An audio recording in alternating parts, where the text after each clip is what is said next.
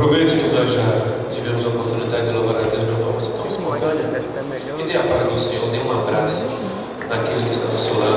Se você não o conhece, pergunte o seu nome, pergunte de onde é, para nós saber quem é a pessoa que você está cumprimentando, se você não a conhece.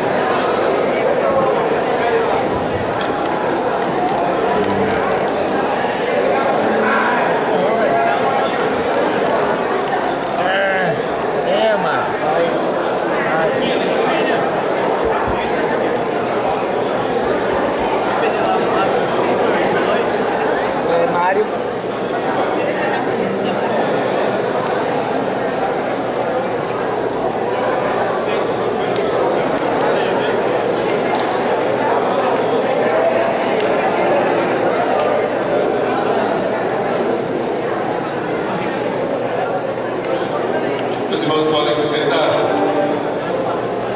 menos o grupo de louvor que vai permanecer aqui, pronto, em prontidão, para continuarmos nessa adoração, nesse culto bom ao nosso Deus.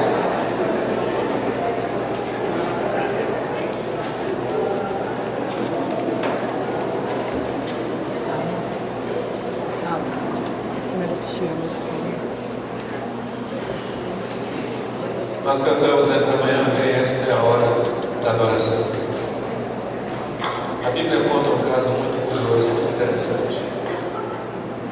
Ela diz que Jacó, atormentado e perseguido pelos fantasmas do passado, pelos erros não confessados, pelos pecados não perdoados, Jacó carregando no coração um remorso absurdo, angustiante,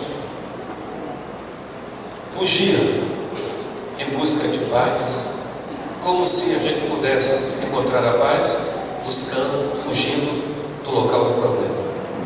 Ele fugiu. E a palavra do Senhor diz que quando ele deita-se e dorme no meio do mato, ele pega uma pedra e coloca debaixo da sua cabeça, fazendo-a de travesseiro. E enquanto ele está dormindo, Deus se vale daquele momento em que ele está desarmado, em que ele tira todas as defesas da alma, todas as defesas do coração e todas as defesas do espírito, e Deus fala com ele. Porque algumas vezes o nosso coração e a nossa alma estão tão ansiosos, tão angustiados, que não tem palavra alguma da parte de quem quer que seja, mesmo de Deus, que consiga penetrar a carapaça que nós colocamos em volta da nossa angústia. Deus espera que ele durma. Enquanto ele dorme, Deus se mistura do seu sonho e fala ao coração dele, mostra para ele anjos que sobem e vai até o céu e depois descem até a terra, uma inversão daquilo que nós estamos acostumados a ver. Porque estamos acostumados a ver anjos descendo e depois subindo. O texto diz que anjos subiam, depois desciam. Uma das interpretações que se dá a este fato é que os anjos estavam levando para Deus as angústias da alma de Jacó e trazia dos céus as respostas para o coração dele. Às vezes é assim que a gente também está e a gente não percebe, porque Deus quer falar conosco, e assim esse momento de adoração passa diante do Senhor em brancas nuvens. Às vezes nós estamos tão na expectativa de recebermos alguma coisa de Deus, de pedirmos alguma coisa ao Senhor, que nos esquecemos que a Bíblia diz que antes de você pedir, você tem que ofertar. Você tem que oferecer louvor, você tem que oferecer adoração. Você tem que escancarar na presença de Deus em confiança. Porque é inegociável que Deus só age na vida daquele que confia nele. Isso é inegociável. A Bíblia nunca deu margem alguma para a gente pensar diferente. Então você precisa primeiro chegar na presença do Senhor, a despeito do que está à sua volta ou dentro de você. Você precisa chegar renovando essa sua fé, essa sua confiança nele. Tanto que o salmista no Salmo de número 100 diz: entrai nas portas dele com hinos e com cânticos de louvor. Diz que a gente deve entrar. Ela não pergunta, não sugere. Se você estiver bem, cante ao Senhor. Se você não estiver bem, não cante. Não diz isso.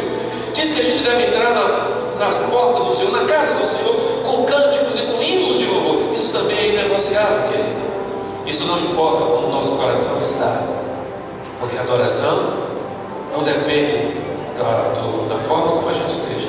A adoração depende das nossas convicções. Adoramos a Deus pelo que Ele é, não pelo que Ele faz. Pelo que Ele faz, nós o louvamos. Mas a adoração a Deus não está condicionada a coisa alguma, circunstância alguma, problema nenhum. Deus não se alegra mais quando você o adora quando você está bem, e não se alegra menos quando você está com problema. Não existe isso. Deus se alegra quando você o adora, e a adoração independe das circunstâncias. Por isso nós cantamos bem: esta é a hora da adoração, e viemos aqui neste lugar para adorarmos ao nosso Deus. Tem uma canção que a gente canta, não sei se essa turminha aqui sabe: Senhor formoso és. É um pedido a esse Deus, que nós possamos tomar conta, nos dar conta da presença dEle. Porque, queridos, presta atenção no que eu vou lhe dizer. Às vezes o pastor, às vezes o grupo de louvor, às vezes ele está aqui, sobe aqui, e às vezes escapa a nossa sensibilidade, a nossa percepção, porque estamos absorvidos com outros problemas. Às vezes é você quem vem para a igreja com tanta coisa nessa cabecinha tua, algumas das quais te acompanharam durante a semana toda. E às vezes o diabo ele é tão estratégico. Hoje à noite nós vamos estar falando sobre as três formas de ação na vida da família. Ele é tão estratégico que às vezes reserva, ele apronta uma, ou é sábado na hora de dormir, ou é domingo de manhã quando você acorda antes de vir para a igreja. E ele sai quebrando a gente como se fosse arroz de terceira, e a gente fica bem quebradinho, meio apurrinhado, como diria meu pai, sangado, aborrecido, meio mambimbe, como disse meu querido irmão Daniel lá de Salvador. E a gente, absorvido e absorto por essas coisas, a gente nem percebe o que Deus está fazendo. Vamos cantar e dizer a Ele: Senhor formoso és, tua face eu quero ver.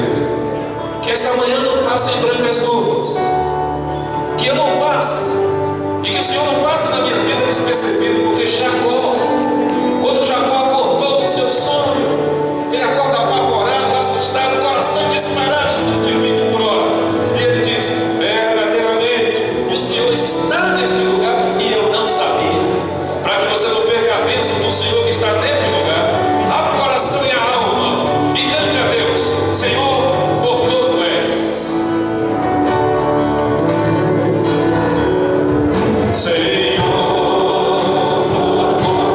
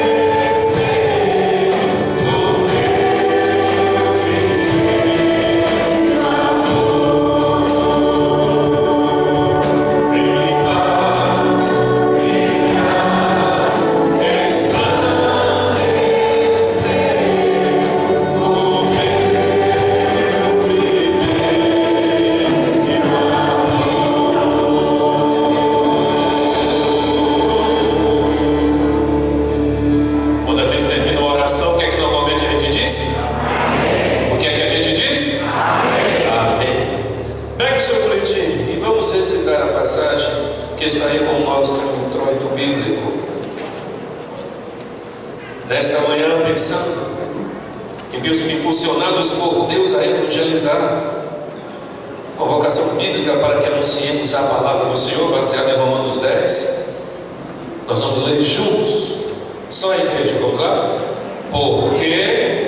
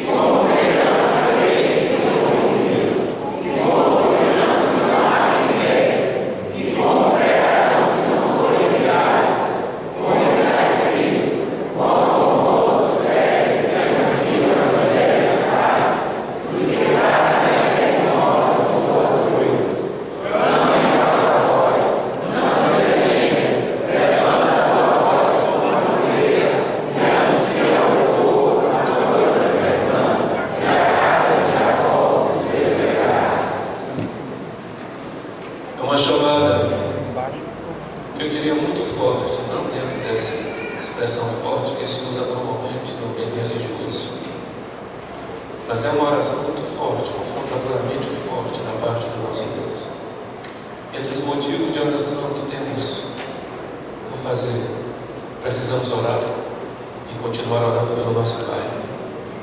Essa semana foi uma semana difícil aqui no bairro. Pelo menos 2 episódios nos últimos dias trouxeram ao nosso coração e renovaram o desejo de voltarmos a orar incessantemente em favor do bairro e da conquista e em favor da cidade de Deus. Na verdade, cada dia que passa, está ficando mais difícil a gente viver sem ameaça da violência. E agora, até as redes sociais têm sido utilizadas para que se mandem vídeos de pessoas sendo cruel e brutalmente assassinadas. Muita gente tem recebido. Quer ver? Quantos aqui já viram vídeos assim? Olha só quanta gente tem recebido. E não sei por que essa agressividade, essa hostilidade, este ódio que cada vez mais se multiplica no meio do coração do homem, a não ser pela compreensão de que eu tenho, que é falta de Deus. É falta de Deus no coração e na vida das pessoas. Daí porque o nosso mundo está tão horrível nesse instante. Eu quero pedir só a Michael, que cria um fundo musical, Michael. Eu quero pedir à igreja, se você tiver vontade, que você se ajoelhe e ore pela nossa cidade e que você ore também pelo nosso bairro. Se você não quiser se ajoelhar, pode ficar de pé. Se você não puder ficar de pé, pode ficar sentado, não tem problema nenhum. Mas desde que a gente ore, pedindo a Deus pela cidade de Deus, pedindo a Deus pelos corações daqueles que habitam esta cidade. Pois a palavra do Senhor diz: se o meu povo que se chama pelo meu nome, se humilhar, orar, buscar minha face, se converter nos seus maus caminhos, eu ouvirei dos céus. Eu vou perdoar os seus pecados, mas também eu vou sarar a sua terra. E nossa terra está ferida, está doente e precisa da intervenção do Senhor. Vamos orar por alguns instantes. Depois o grupo de louvor nos conduzirá em outro momento de adoração.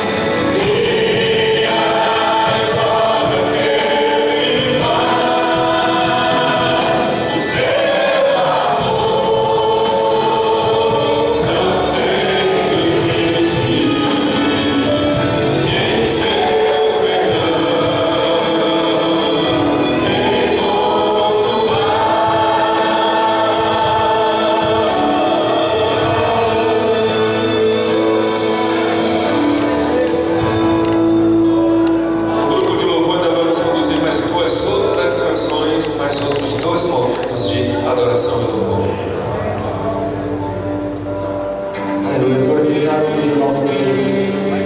Nós possamos entregar toda a honra, toda a glória e todo o louvor ao nosso Deus. Amém?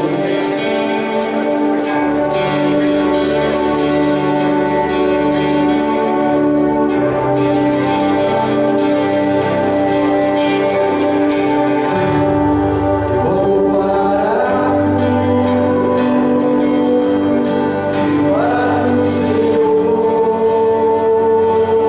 o seu sofrimento.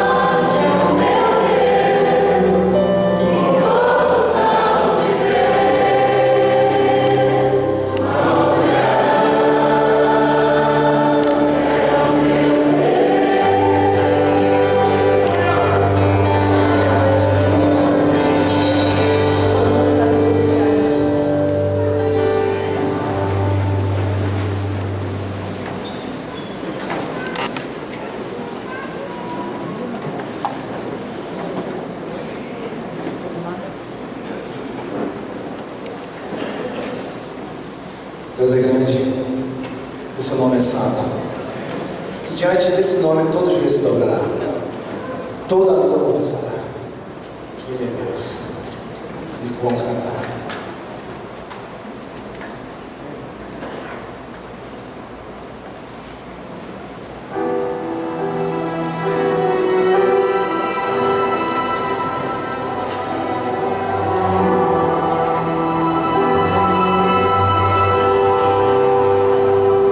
Todo ser que vive,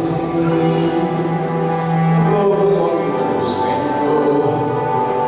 Toda criatura se derrame aos teus pés. Ao som da sua voz, o universo se desfaz. Não há outro nome comparado ao grande Deus. E mesmo sendo pó, tudo que há em mim confessarei. De céus e terra passarão, mas o teu nome é eterno. Todo joelho dobrará ao ouvir teu nome, teu santo nome. Todo se confessará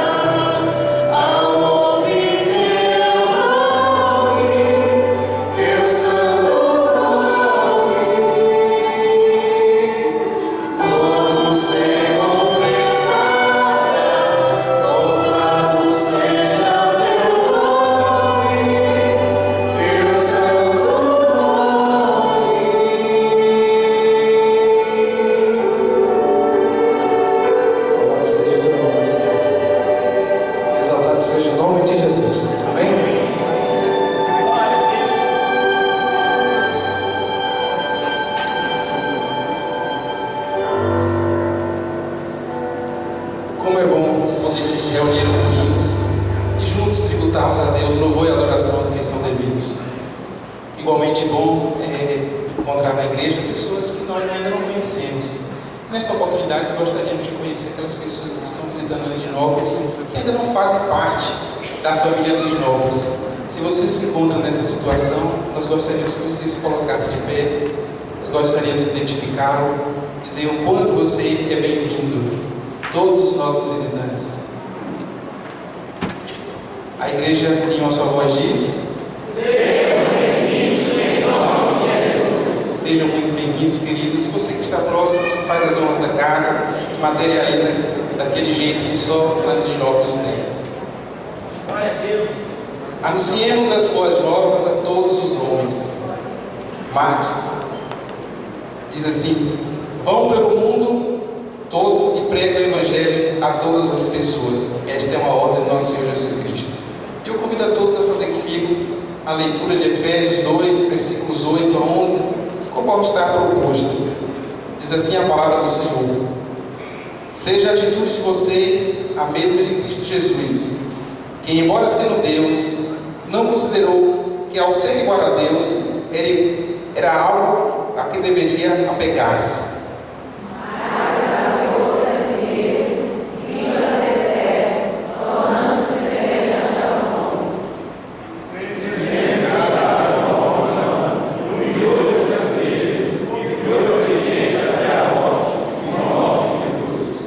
Por isso, Deus o exaltou à mais alta posição e lhe deu o nome que está acima de todo nome.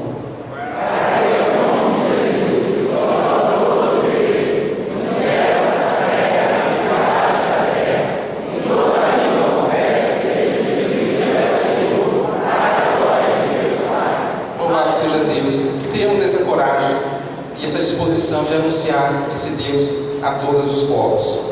Neste momento eu convido a congregação a dedicar ao Senhor dízimos e ofertas.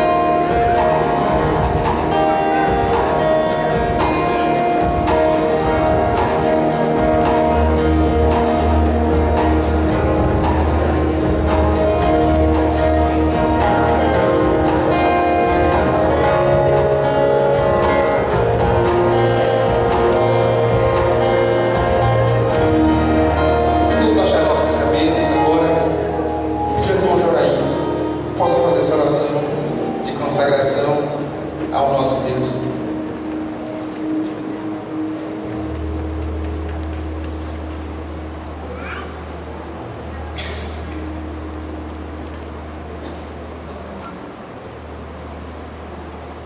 Querido Deus, nosso Pai, Tu és fiel, Senhor, e nós entendemos, Pai, esta é a razão pelas quais os Teus servos têm se esforçado, ó Deus, para reconhecer a Tua fidelidade para com cada um. Posso, ó Deus, estar devolvendo a Ti aquilo que Te pertence, ó Senhor. Nós Te rendemos graças por tudo que tem acontecido e agradecemos pela vida dessa agência do Teu reino aqui e que possamos em tudo, ó Deus, entendermos a Tua benevolência para conosco. Dá-nos, pois, sabedoria, Pai, a quem administra, ó Deus, as finanças da Tua igreja, para que assim possam fazer, pois, com sabedoria a vida de Ti.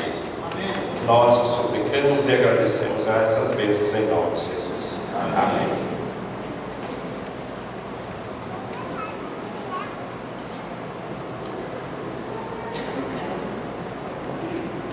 Graça e paz, igreja. A gente está aqui falando bastante sobre o que, até o que Deus tem feito em nossas vidas. E essa música fala bastante sobre isso, sobre o que a nossa preferência, a nossa escolha entre ter e ser, entre crer, entendeu? Entre ver. E é uma coisa que a gente tem muito a se pensar. E é incrível como Deus nos mostra bastante sobre isso, sobre o que devemos, que podemos e devemos ver, e que neles podemos crer. E na verdade a gente tem que viver pela fé, né? A gente tem que crer.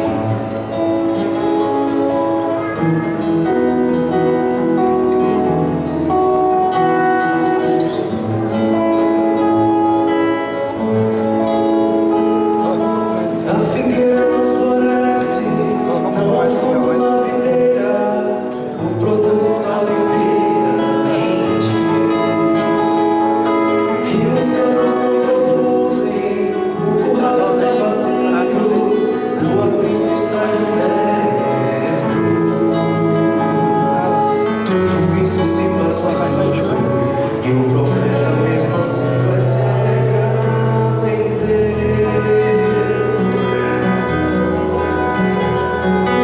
Mas e se fosse comigo, pra que mesmo que eu vivo?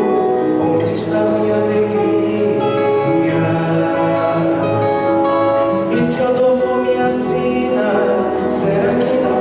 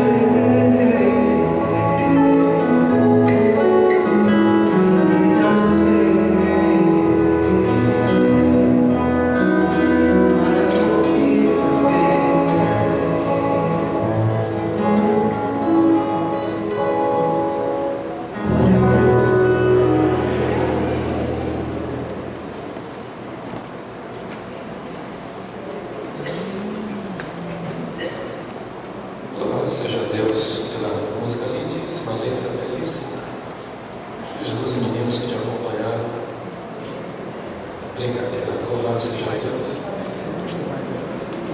Eu pensei na nossa área, você pode dizer, nossa, não quero essa espiritualidade no momento, mas tu está ficando abusado, meu filho.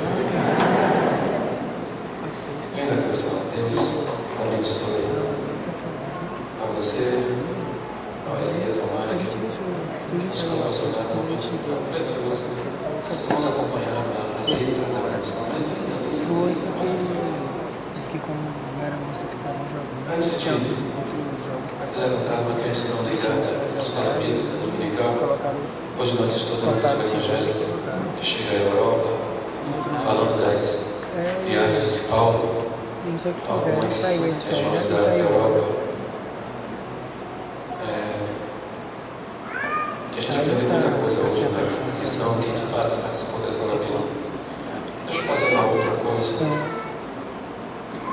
Quando eu digo aos irmãos que o ministério tem muita coisa boa, esta é uma delas. Eu sempre Nem sei digo porque isso na hora tem que que eles apresentar uma jogam criança. as duas para mim. Mas hoje eu vou apresentar Felipe. Felipe, E aí acaba trocando. Felipe dos Santos, ele é filho de Darlan e de Carla. Carla já foi há muito tempo atrás, há uns 2.500 anos atrás, já foi membro da nossa igreja, frequentou um bom tempo aqui, depois frequentou outras igrejas, entre ela a Nova Vida, foi sua última experiência de igreja. Tem um ano e pouco que não está congregando a nenhuma, com nenhuma. Hoje pela manhã ela me confessou o desejo de retornar a esta casa e Márcia estava lá marcando ela para que ela não fugisse da responsabilidade.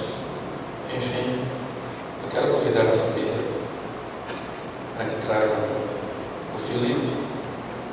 Aí vem a avó, vem a tia, vem o tio, o avô, os agregados e todos aqueles que se sentem família são convidados a estar aqui à frente nesse momento.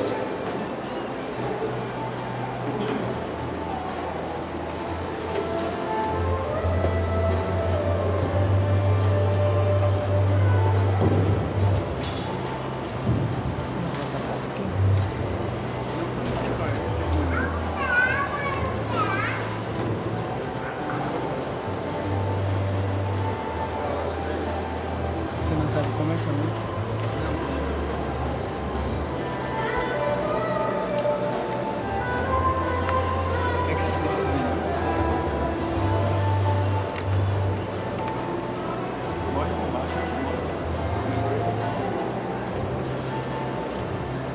Consegue ver para a gente orar? Eu lembro que são 5 meses.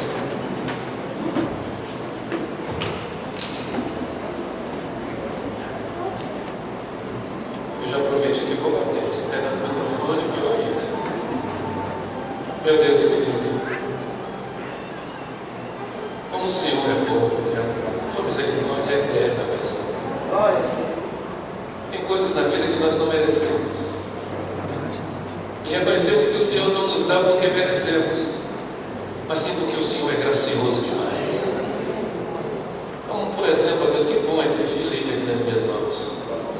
Tão livre, tão solto, tão puro, ó Deus. Tão cheio de vida, tão cheio de saúde, alegre, feliz. Eu te agradeço, Pai Santo, por essa criança estar aqui nos meus braços. E pelo momento precioso de consagrá-la ao Senhor. De ter os pais aqui presentes dizendo, Pai, muito obrigado por o Senhor ter dado este presente, mas eles reconhecem que esta criança só será alguma coisa nesta vida se ela crescer aos teus pés. Nós reconhecemos que não temos toda a sabedoria, não temos todo o conhecimento, não temos todos os recursos, nós não temos todo o olhar, todo o cuidado, toda a proteção. Mas tem um Deus que é onisciente, que é onipresente, que é onipotente, um Deus que pode todas as coisas. Por isso, ó Deus, é que nós estamos aqui nesta manhã, te consagrando o pequeno Felipe, pedindo ao Senhor que ele seja como Felipe nas Sagradas Escrituras, um homem que sirva profundamente ao seu Senhor. Por isso, ó Deus, usa o coração da mãe que está cheio da tua palavra e da tua verdade. Inunda o coração do seu pai, inunda o coração dos demais parentes, Pai Santo, para que o Felipe cresça num ambiente onde o nome do Senhor Jesus Cristo é glorificado. glorificado, o nome de Deus é honrado, e ele não tem outra alternativa a não ser deixar cumprir na vida dele a palavra que diz: ensina a criança o caminho que deve andar, e quando ela crescer, ela não se desviará dele. Que seja um homem de bem, um bom filho, que seja um bom menino, que aqueles que olharem para ele e conviverem com ele, Pai Santo, possam ver as marcas do Senhor na vida do filho. E que o momento de hoje, Pai Santo, seja um momento em que a família assume o compromisso de cuidar desta criança baseada na Tua Palavra.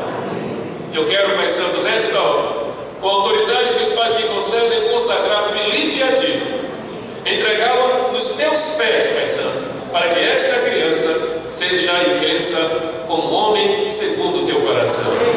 Eu abençoo e consagro em nome de Jesus. Glória a Deus.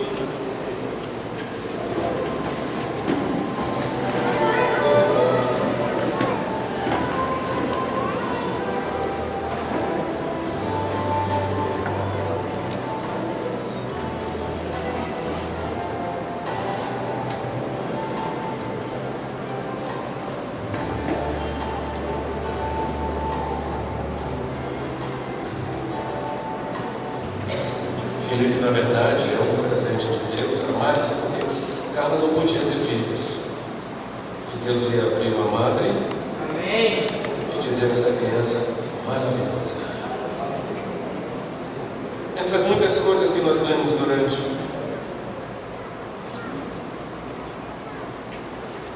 a semana, nós lemos o capítulo 16 e 17 do livro de Atos,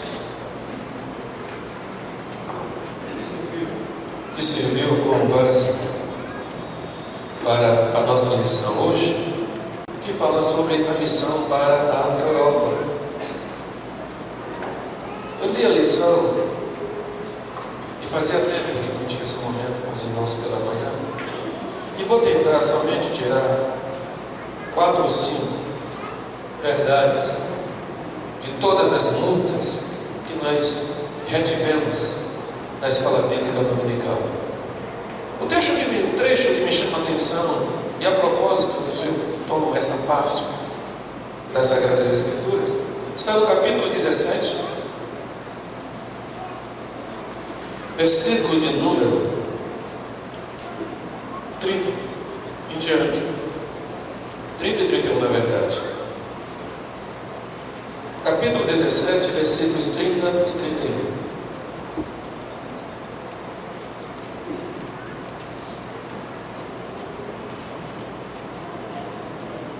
Mas Deus, versículo 30, mas Deus, não levando em conta ou não levando em consideração os tempos da ignorância. Ignorância é falta de luz, é falta de conhecimento. Mas Deus, não levando em conta os tempos da ignorância, manda agora que todos os homens, em todo lugar, se arrependam. Todos os homens, em todo lugar.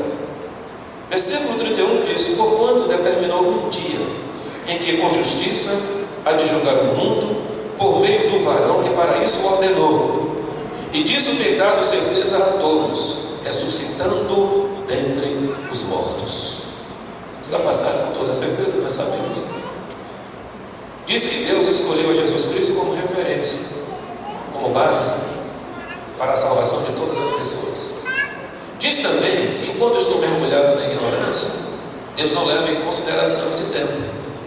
Mas diz, enquanto você era ignorante. Presta atenção no que eu quero lhe dizer, porque algumas vezes a gente pensa que a palavra do Senhor está dizendo que uma pessoa que não conhece a verdade, ela está isenta de culpabilidade. Não é isso que ela está dizendo. Mesmo porque em Romanos, o próprio Paulo, e o mesmo Paulo vai dizer que somos diante de Deus indesculpáveis. No capítulo de número 1 ele vai dizer, a partir do versículo de número 18, ele diz que todo ser humano é indesculpável perante o Senhor, pois que a própria natureza e a criação dão testemunho de quem é Deus. Então, ainda que eu não saiba, não ouça falar de Deus, se eu olhar a criação, olhar o mundo, eu tenho que acabar crendo que existe um Deus. Não tem fugir e dizer: eu não sabia que Deus existia. É só você dar uma olhadinha na natureza, porque é impossível que tudo isso que foi ordenado e organizado tenha sido fruto do acaso. Isso me faz lembrar um ocorrido de muito tempo que os irmãos conhecem, ou pelo menos a maioria deve estar lembrada, que aconteceu com o padre Sadoc. Tem pouco tempo que eu disse isso aqui, que era professor de um professor, que foi meu professor, Isaías Rego. Foi um dos caras mais inteligentes que eu já tive a oportunidade de ter como professor. E ele disse que Glauber Rocha era aluno dele, os dois eram alunos do padre Sadoc. E numa aula que o padre Sadoc estava dando sobre religião, ele falou sobre a criação. Glauber Rocha levantou seu irmão e disse: eu não acredito nisso, não acredito que o homem tenha vindo efetivamente disso que você está dizendo aí de Deus. Então de onde veio? Ele disse: veio de tal coisa. Acho que veio da água, de uma explosão. Ele perguntou: e essa explosão de onde veio? Ele disse: veio das espumas. E essa espuma de onde veio? Cada coisa que o padre colocava, dando aula como professor, o cara objetava, mas ele começou a dizer: veio de uma espuma, de uma explosão. Aí o professor perguntou: e de onde veio essa explosão? Veio das espumas. O professor continuou questionando: de onde vieram essas espumas? Ele disse: veio do nada. Aí o professor Sadoc, o padre Sadoc, olhou para ele, deu aquela risadinha de canto de boca, como que ele peguei, né? E disse assim: meu filho. E aí ele escolheu, ele esnocou, eu já gosto de usar isso de vez em quando. Ele diz assim: meu filho, na processualística regressiva, aquilo que você chama de nada, eu chamo de Deus. Encerrou a questão. É impossível se olhar a natureza e não se perceber a existência de um Deus. Na passagem que nós, no trecho, na lição que nós estudamos hoje, esta ideia de Deus continua presente no coração do apóstolo Paulo. E quando o Senhor entrou no coração do apóstolo Paulo, entrou com uma veemência tão grande, mas tão profunda, que Paulo nunca mais se afastou desse caminho. Paulo fez de Jesus Cristo sua canção. Paulo fez de Jesus Cristo sua motivação. E é tão interessante isso, porque nós precisamos viver motivados e não emocionados, e Paulo nos ensina isso claramente. Quem vive emocionado, vive de emoção, e emoção passa. Mas quem vive motivado, vive por um motivo, e ainda que não tenha uma emoção, o motivo permanece. Paulo fez de Jesus Cristo o seu motivo. Portanto, era alguém cujos pés eram tão firmes que acontecesse o que acontecesse, Jesus Cristo continuaria sendo a razão da vida de Paulo, porque era o motivo de Paulo.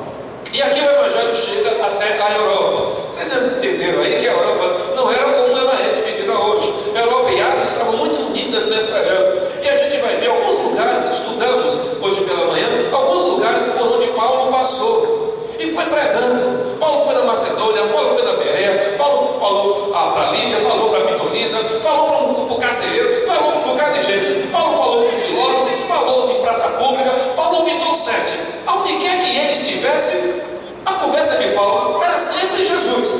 E mesmo quando ele passou em Atenas, que viu aquele panteão enorme, aquela série de deuses, Paulo contemplou aquele quadro, e aí o Espírito Santo deu um toque na cabeça dele, e ele: eu vejo que vocês são religiosos. E todos os estudantes de teologia, na aula de homilética, quando estuda acerca de sermão, todos eles passam por este sermão de Paulo, porque ali é um sermão bem estruturado, porque Paulo usa o contexto como introdução, Paulo divide a pregação dele em pontos e nos ensina como pregar. E é isso que ele faz. Ele pegou aquela quantidade, aquela enormidade de deuses, e em lugar de protestar, Paulo não fez isso. Paulo usou aquela situação para pregar.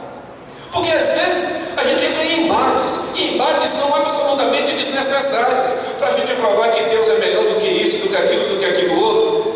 São embates absolutamente desnecessários. A gente está discutindo religião.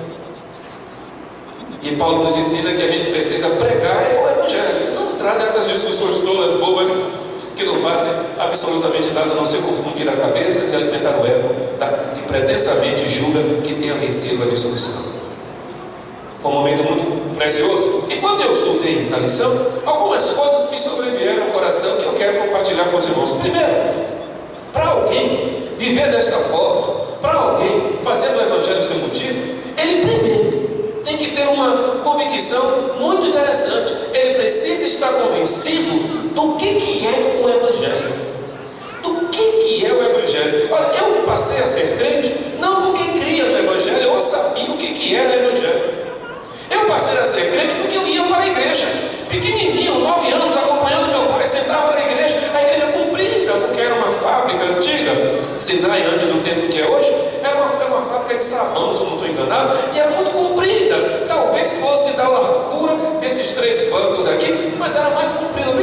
doutrina. E eu ficava lá sentadinho do lado do meu pai me dava às vezes um boletim, eu arrumava uma caneta, um lápis, alguma coisa, e ficava lá escrevendo. Depois eu me converti uma vez, 2 vezes, 3 vezes, 4 vezes, 5 vezes, sei lá quantas vezes eu me converti, até que o pastor disse: meu filho, não precisava se converter mais. Foi meu pai, Deus que disse, não precisa se converter mais.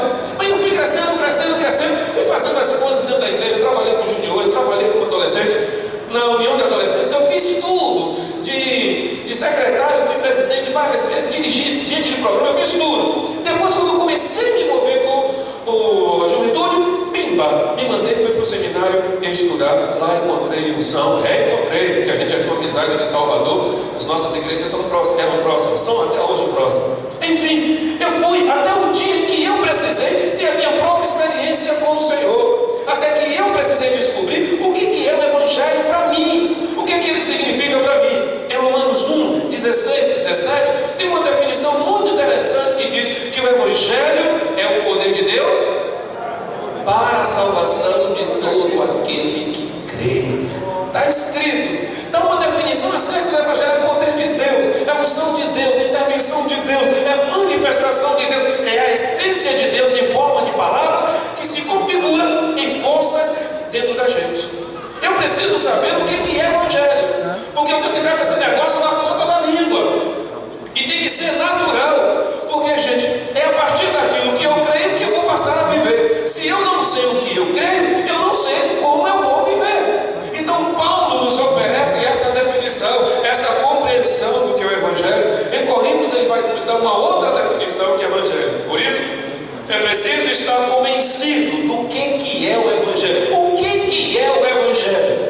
Uma segunda convicção, Guga, que eu entendo que Paulo nos passa, que Paulo passa a mim, é preciso estar convencido do poder deste Evangelho. É preciso estar convencido do poder. Não há nenhuma outra forma de a gente estar convencido do poder do Evangelho, a não ser por essas duas maneiras. Primeiro, pelo efeito do Evangelho em mim. Em mim. Porque a gente sabe o que é que mudou na vida da gente. A gente sabe o que foi que se alterou na vida da gente, ainda que algumas vezes a gente só perceba o que mudou na gente quando alguém nos diz: você mudou, hein? Quando alguém registra uma mudança na vida da gente, quando alguém, por exemplo, faz um comentário qualquer: rapaz, quem era você? Mas tu era isso, era aquilo outro, tu mudou mesmo, né? É assim que a gente vai percebendo a mudança. Primeiro, quando eu olho para mim e vejo o que mudou em mim. Eu olho para mim e vejo o que mudou em mim. Ontem à noite eu estava assistindo um filme. Deixa eu ver se eu me lembro o nome dele, daquele homem que estava para morrer. E aí ele tentou fazer a reconciliação com os filhos, e ele é extremamente nervoso. Fala Sky isso. E aí ele extremamente nervoso, com o filho que escolheu Deus, ele se trancou para o filho, o outro filho que ele amava morreu, com a esposa ele não se dava bem, vivia um inferno, até que ele se deparou com a morte, e a médica disse para ele que ele tinha 1h30 de vida.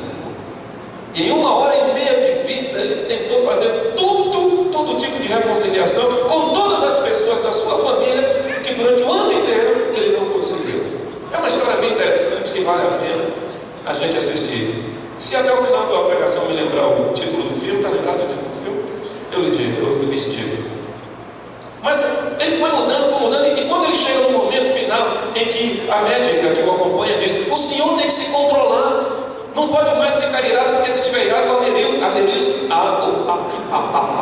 aneurisma que tem vai estourar. O senhor precisa se controlar, senão ele estoura. Então ele, cada vez que ele ia se exacerbar, ela dizia: não pode, e ele se aquietava. Quando ele não pode gritar, quando ele não pode fazer isso, e ele foi aprendendo a controlar a sua vida, fez a cirurgia, passou 8 dias, além dessa 1h30, mas depois ele morreu. O que eu estou querendo com essa ilustração? É que existe um momento em que a gente precisa compreender quem nós somos ou quem nós éramos e perceber as mudanças que aconteceram na gente. Não tem nenhuma força maior do que a gente contar o que Deus é capaz de fazer a partir daquilo que Ele fez na vida da gente. A segunda fonte que alimenta a nossa pregação é quando a gente fala daquilo que Deus fez na vida na sua vida, na vida de fulano, na vida de Beltrano, na vida de Ciclano. Quando a gente diz: eu conheço, porque tem coisas que a gente diz assim: eu ouvi falar porque assim é diferente. Quando você diz, eu conheço Zé Carlos, e Zé Carlos antigamente, quando cortava o cabelo das pessoas, arrancava a orelha, porque ele ficava com raiva. Hoje ele não faz mais isso. Eu tenho um testemunho vivo de alguém que faz, que fazia e que agora não faz, e não faz, não porque foi que alguém colocou a arma na cabeça dele e disse, se você fizer eu lhe mato. Não faz por isso, foi porque ele teve um encontro com o Senhor, e o encontro com o Senhor mudou o coração dele, e mudando o coração dele, mudou as atitudes. Paulo me ensina isso, que é preciso estar convencido, primeiro de quem é o Evangelho, segundo, do poder do Evangelho. Será que esse negócio faz efeito mesmo? Não é como os remédios que às vezes as pessoas nos sugerem. Quantos de nós, e alguns aqui até que estão me ouvindo nesta manhã, não estão fazendo isso, tomando remédio que alguém sugeriu, porque uma pessoa tomou e ficou boa, e a gente está tomando remédio e não está surtindo efeito. Você não pode dar testemunho daquilo que não é verdade, daquilo que você não tem experimentado, porque o Evangelho é isso. Eu tenho para mim, querido, que foi isso que sustentou Paulo, porque ainda que ele quisesse negar pelas próprias circunstâncias da vida, o que ele viveu não dava para dizer que não foi uma mudança profunda. Ainda que as circunstâncias apertassem, e Paulo viveu um aperto medonho. Paulo viveu uma vida de crente terrível, que poucos crentes a gente conhece que passou pelo que Paulo passou. Mas, no entanto, o cara não abandonava a fé. Era como um omelete. Quanto mais batia em Paulo, mais Paulo crescia no poder e na graça do Senhor e Salvador Jesus Cristo. Eu tenho para mim, Jefinho, era porque ele sabia o que era o Evangelho e ele conhecia o poder do Evangelho. Terceira coisa que essa história trouxe no meu coração é que é preciso se preocupar com o que Deus planejou para a nossa vida, com a vontade de Deus para a nossa vida. Porque, se você observar bem, eu achei isso maravilhoso. Não sei se você percebeu isso, mas tem um momento na lição que faz uma menção à ordem dada em Atos, capítulo de número 1, versículo de número 8. Alguém lembra o que é que diz Atos 1:8? Mas recebereis ao descer sobre vós e ser-me-eis onde? Isto era para pregar em todo lugar. Mas vocês estão lembrados que Paulo teve uma visão junto do mar. Ele teve uma visão em que um homem dizia, passa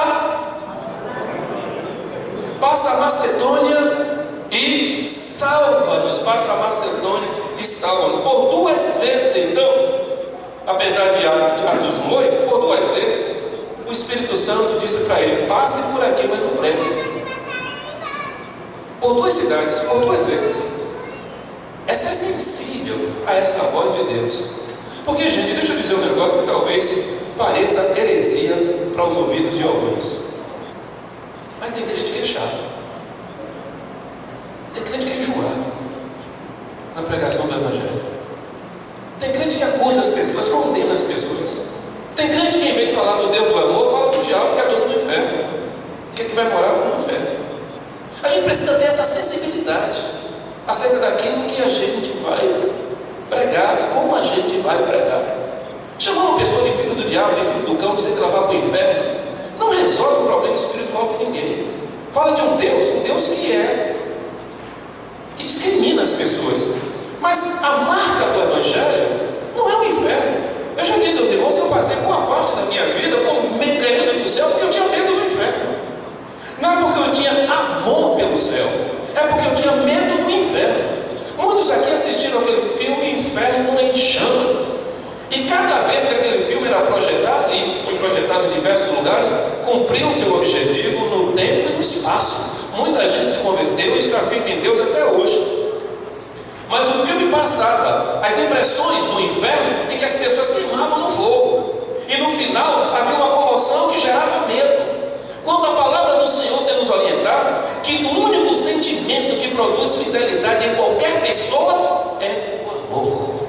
O único sentimento que produz fidelidade, que produz lealdade é o amor. Dinheiro produz de jeito nenhum.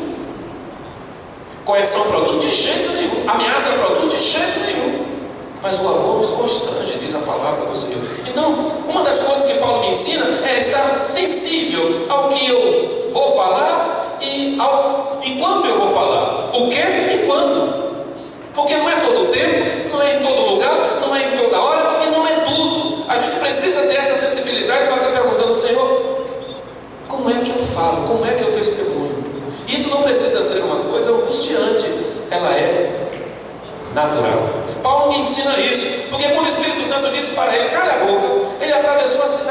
quietinha, quietinho. O maior evangelista de toda a história do cristianismo. E, no entanto, ele passou pela cidade de boca calada. Não entra em discussões, por exemplo, para saber o que é certo ou o que é errado. Porque, às vezes, quando a gente faz isso, estamos desobedecendo a Deus. Quando a gente entra em discussões vazias e tolas, minha igreja é melhor, meu evangelho é melhor, a minha pregação é melhor, isso é... Não entra nesse negócio, não é por aí. Gente, abre o ouvido para o Espírito, abre o coração para o Espírito Santo. Gente que quer sair do tapa, a gente quer sair da briga, a gente que acaba xingando. E agredindo moral e verbalmente ao outro, para que prevaleça a sua verdade. Essa sensibilidade Paulo nos ensinou. Ele simplesmente calou a boca, passou a cidadezinha, foi, atravessou, falou para Macedônia e cumpriu aquilo que o Senhor lhe havia orientado. E eu fiquei pensando quantas pessoas, tem até essa frase na revista do aluno, quantas pessoas foram salvas pela obediência de Paulo? Você prestou atenção a isso? O tanto de gente, só na lição de hoje, o tanto de gente que foram salvas, as pessoas que foram salvas pela instrumentalidade da vida de Paulo. Só por uma coisa, a obediência. Só porque ele era obediente. O Senhor disse, fala, ele falou, o Senhor disse, cara, ele calou, o Senhor disse, vai, ele foi. E cada coisa que ele ouvia de Deus, ele ia e fazia. Aí a gente pensa assim, foi massa a vida dele, tornou-se o evangelista do século dele, que nada. Paulo sofreu. E se a gente for selecionar o sofrimento de Paulo, foi uma coisa assim difícil de aceitar que alguém possa sofrer, principalmente nos dias de hoje. Quinta coisa que eu acho maravilhoso, é preciso estar convicto, olha para cá, é preciso estar convicto da suficiência do Evangelho, da suficiência de Cristo. Nós convivemos numa cidade que tem gente de todos os níveis. Nós convivemos com pessoas que vêm das diversas camadas da sociedade. Nós encontramos pessoas dessa cidade cultas, nós encontramos pessoas bem qualificadas. Nossa igreja está cheia de gente assim, gente muito culta, gente muito qualificada, gente academicamente no topo. Aqui na nossa igreja nós temos, na cidade nós temos também. E às vezes a gente tem uma certa dúvida, um certo receio, vou tirar dúvida, a gente tem um receio de levar este evangelho para pessoas que a gente sabe, por exemplo, que são bem inteligentes, que às vezes com a argumentação humana tenta engrupir a gente. Porque tem um troço que é o expediente que os pseudos cultos fazem isso, eu chamo de pseudo porque ninguém deve usar o conhecimento que tem para tiranizar a vida de quem quer que seja. Mas tem pessoas que têm um determinado conhecimento que quando você vai falar, ele começa a falar palavras difíceis que você não entende nada do que ele está dizendo, portanto não sabe como argumentar. Quando eu morava em São Lourenço da Mata, foi a primeira vez que eu me lembro de um episódio desse comigo. A minha conta de energia veio altíssima. Aí eu fui reclamar lá na CELP, parece que é CELP, Companhia Elétrica Pernambuco, CELP. Aí eu fui reclamar.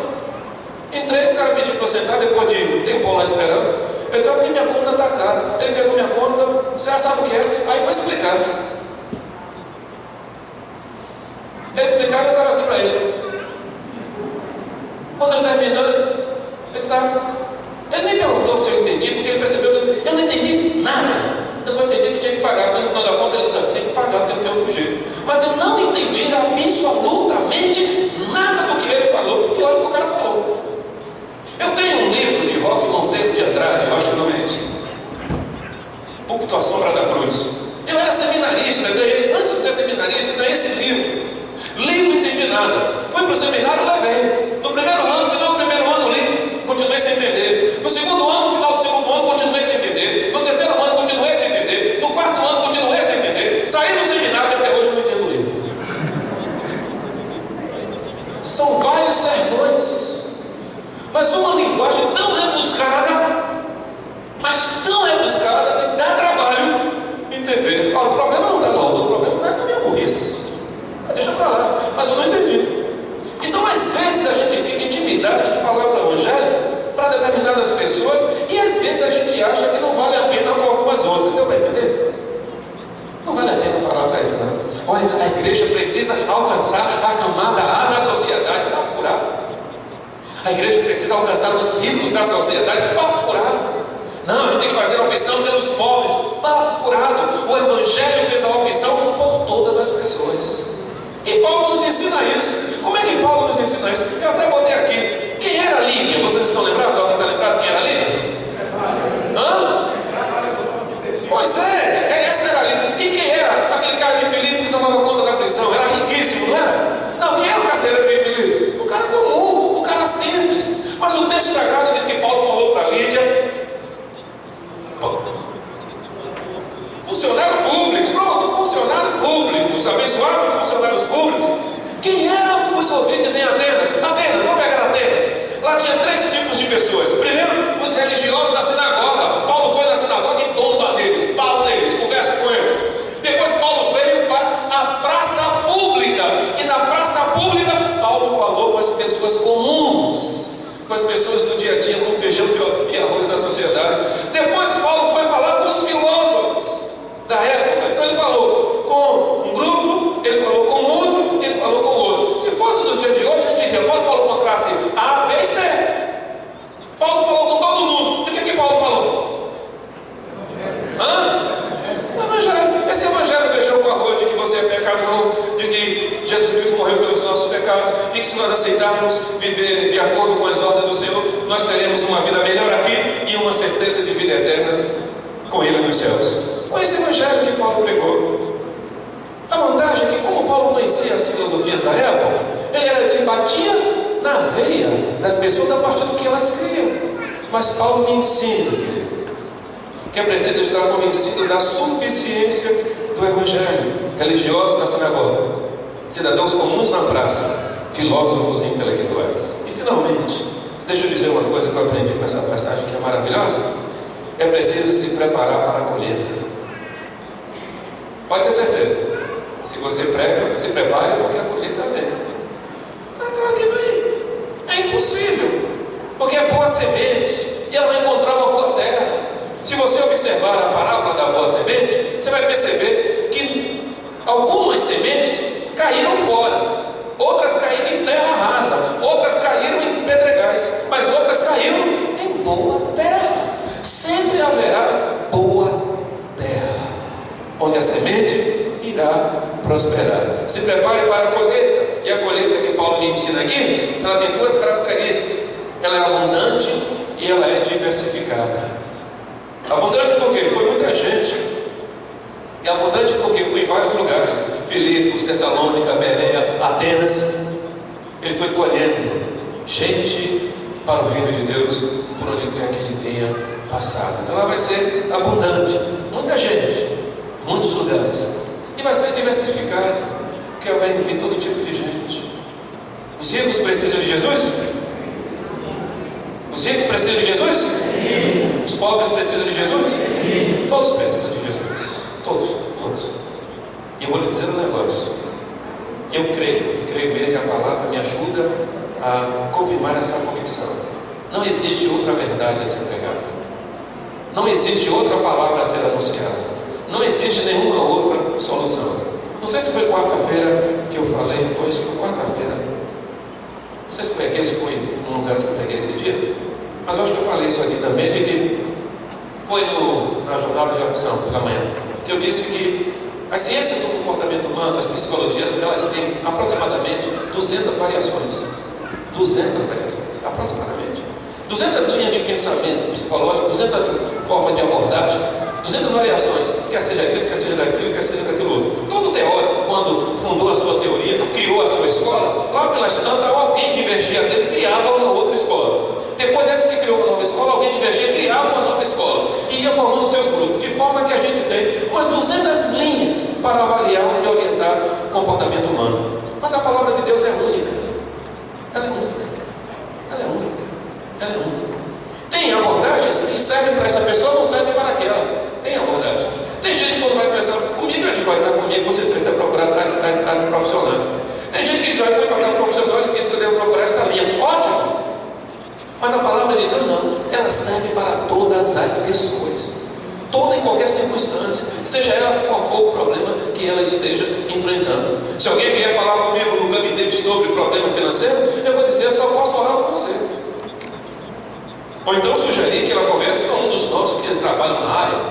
Eu posso sugerir algumas pessoas que às vezes trabalham orientando, como fala, de vez em quando ela pega uma outra pessoa e orienta, e organiza a cabeça e a vida da pessoa financeiramente. Não é a minha área. Se alguém chegar para mim e disser que está com problema na casa dela porque tem que trocar o piso, eu vou dizer: procure Bob. O homem que entende de piso aqui é Bob, é uma fera. E piso que é Bob. Faz o sinalzinho aí, Bob. Eu estou fazendo propaganda, 10% é meu. Bob é uma fera, excelente nisso aí. Se alguém disser um problema em uma determinada área, ótimo. Mas se alguém tiver um problema com a casa, se alguém tiver um problema no coração, se a gente tiver um problema na família, se tiver um problema financeiro, se tiver um problema sexual, se tiver um problema familiar, seja qual for, no Evangelho ele encontra a orientação para isso. É completo. É completo. Aí você diz assim: como é que o Evangelho vai resolver o problema do piso, pastor? Ele diz, o Senhor dizendo: minha é a prata, meu é o ouro, diz o Senhor. Glória a Deus. Diz assim: pedi e dá-se-vos-á. Aleluia. E Ele dá tudo. Amém. E talvez Ele abra os caminhos para que você alcance aquilo que o seu coração deseja. Glória a Deus. Porque o Evangelho é completo. Glória a Deus. Completíssimo. E se em última instância não for desse caminho, o Senhor vai mudar o seu coração, e mudando o coração, a gente encontra a solução para os problemas que a gente enfrenta. É assim que a coisa funciona. Meus queridos, Paulo, nesse avanço da obra missionária na Europa, me ensinou essas simples verdades: que é preciso estar convencido do que é o Evangelho, é preciso experimentar o poder do Evangelho, é preciso se preocupar com a vontade de Deus e com aquilo que Ele planejou para a vida da gente, estando sensível à sua fala e ao Espírito Santo. É preciso estar convencido da suficiência do Evangelho. Eu gosto muito do hino 375. Alguém conhece? Você conhece, né? Riquezas não preciso ter, mas sim celeste bem, nem falsa paz, ou vão prazer, porquanto o crente tem eterno gozo do Senhor, por desfrutar do seu amor. Aí como é lindo que ele diz: ó, com Cristo estou contente, Ele me satisfaz. Glória a Deus. É a grande verdade do Evangelho. E a outra, eu não me lembro qual é o número do cantor cristão, que diz assim: eu sou de Jesus, aleluia. De vez em quando me pego cantando isso. Quando você diz eu sou, eu sou, eu sou, eu sou, eu sou, você 73, pronto. Isso é uma mente, rapaz, do cantor cristão abençoado. 73, eu sou de Jesus, aleluia. De Cristo Jesus, meu Senhor.